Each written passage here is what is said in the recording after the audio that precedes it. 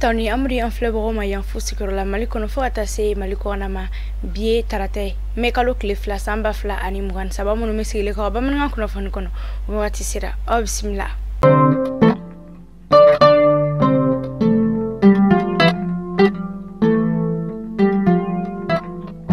fandamela amita nara kuna fanu min soro la bi tarata mekalo cliff la samba fla ani mugani sabane ke kan tan ani sabano temena ni sanga binan an duruye mogo la kono bal do no tume bulma fensin fla wi la nga soro ta mugu jugu penetado do nara poste de sécurité alela nu obe nyono sira ka sega lu ko fe ay la fo ko mogo fla ulu ko ni bonena unina ni police la ka makele ani gendarme makele ni nga mogo fla wore ulu jogi walen ko fe gol masiri tabo olu ko ni willa ka taka sega like akoka u ya sa tege bisega dani manunu ka chugumina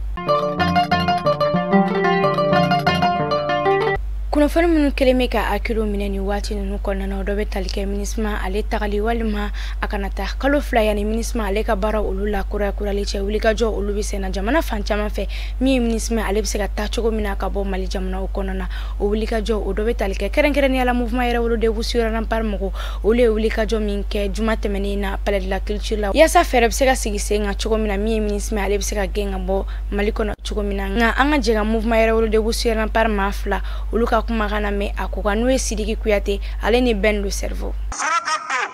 anu moche munu fule marfata kanolu teme burke kanga jamana kari o labana muna saonsa avril kalo kleworo mamunu be nabi yakulu ni jamana damine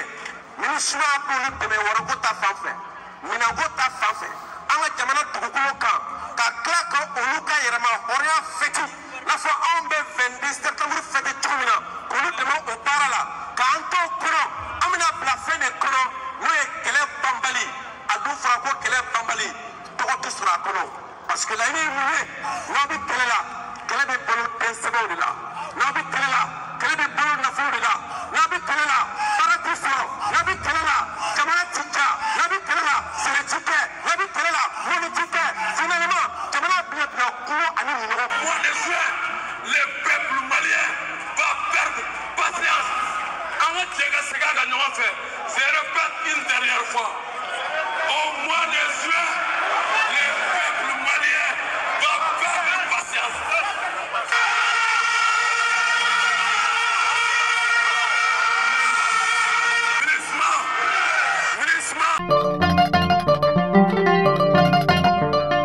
kuna fani wara nasira la mali armée nyemogo sobanu état major général des armées uye sebendobo sami kona na uya yira ka fo ko mogo mine be no ni etire ka militaire ka finindo kasoro iye civil ko o gadabla armée ya la donia ka fo ko ga kosena jateminelu o kofe uya yira ka fo ko attaque minun kera ina fo sevari attaque ko bamga chuko ni fintikila ko ka fini ore doni nga soro ko jija chuko bela jilina kado aéroport o kona nga attaque ngoni sira ka kumbe anga gol masri tabo fe état major général des armées ka fola ko dronte ayala donia tukuma foko ataki chama ne bega keni wati nuna wa bela jele ma sorte ni nebe bamagachu oluda odi okom konna na wiya yira foko ini mo mi nyona ni akoni mi giga tenindo kana i mago safi daga rola ni ko ni wali akura e bamagachu ko ni doneno mina odi okom konna mali army ale wele da kata bela jele ma ko bela jele ki ifanga fara uka ya sala kana ko obiseka sabati chuga mina wa mi fintigilo ko oluka tenindo ne civil fe ko fene ka dabla